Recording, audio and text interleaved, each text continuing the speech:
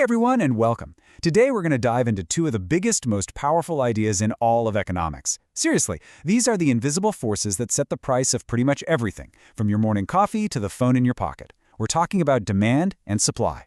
So let me ask you this. Have you ever wondered why that brand new top-of-the-line phone you bought for a ton of money is worth way less a year later? But at the same time, some old, dusty comic book from the 60s could suddenly be worth a fortune? It feels kind of random, right? Well, I promise you, it's not. The answer to that puzzle, and honestly so many other questions about our economy, boils down to this constant dance, this push and pull between two simple things: what we want to buy and what's actually out there to be sold. So let's kick things off with the first piece of that puzzle. We're going to look at this whole thing from our perspective, as the customer. Let's talk about the power of demand. Okay, so here's the key thing to get about demand. It's not just about wanting something. It's about being both willing to buy it and, this is the crucial part, able to actually pay for it. I mean, I might really want a brand new sports car, but unless I've got the cash, I'm not actually part of the economic demand for it. It's got to be both, the desire and the ability. Now, don't worry about reading every single word here. This is an image straight from the source material we're digging into today. And what this section, what they call Box 01, is really doing is laying out that official, academic relationship between a product, our willingness to buy it, and how that changes as the price tag moves up or down. It's basically the textbook foundation for everything we're about to talk about. Okay, so we've got the what. We know what demand is. But what about the why? What are those little triggers in the back of our minds that actually make us decide to buy something? Or maybe just walk away? Well, it turns out there's a whole bunch of things going on. The most obvious one, of course, is the price. When something gets cheaper, we tend to want more of it. Simple enough. But it's also about the price of substitutes. If the price of your favorite coffee brand shoots up, the demand for the next brand over suddenly looks a lot better.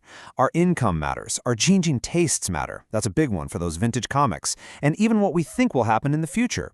If you hear a rumor the new iPhone is coming out next month, you're probably not going to buy one today, right? All these things shift our decisions. All right, so we've looked at the buyer's side of the street. But that's only half the story. Now we've got to flip the coin and look at this from the other side, from the perspective of the people making and selling the stuff.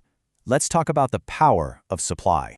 And you'll probably notice this definition sounds super familiar, almost a perfect mirror of demand. Supply is all about the amount of something that businesses are both willing and able to put on the shelves at all those different price points. A company might be able to make 1 million widgets, but they're only going to be willing to sell them if the price is right. And again, we're looking right at the source text from a part they call Box 02. And this just perfectly spells out the idea from the seller's point of view. For a producer, it really just comes down to a simple calculation.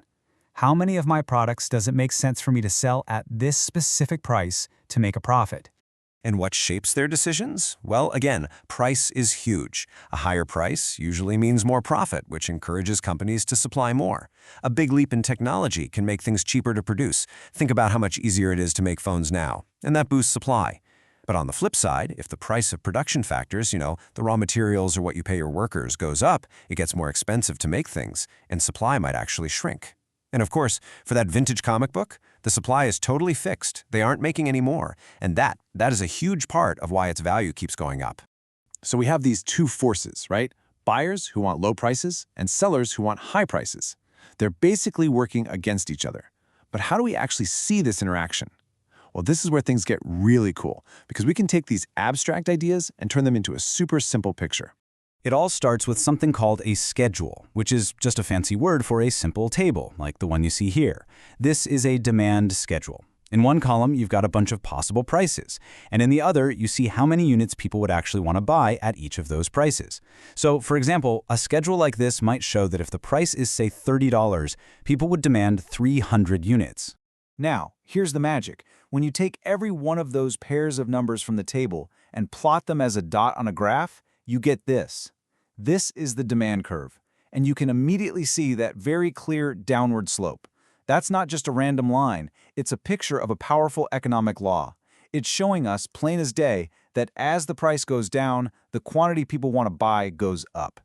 And we can do the exact same thing for the other side of the market. This image here shows a supply schedule. It's the same idea, just flipped. It shows us what the producers are thinking. And hey, look at that. It tells us that at that same price of $30, producers might be willing to supply exactly 300 units to the market. So, you know what's next. We take those points from the supply schedule, put them on a graph, and we get the supply curve. And notice how it moves in the complete opposite direction? It slopes upward. This paints a picture of the other side of the story. As the price gets higher, companies have a bigger incentive to sell more and more. So let's just boil this all down, because this is the really crucial takeaway. We have two core forces that are basically defined by the relationship to price. For demand, it's an inverse relationship. Price goes up, quantity goes down. That's the buyer's perspective, which gives us that downward slope. For supply, it's a direct relationship. Price goes up, quantity goes up. That's the seller's perspective, giving us that upward slope. Two powerful, opposing forces captured in two simple lines. And that brings us to the final, and honestly, the most interesting question of all.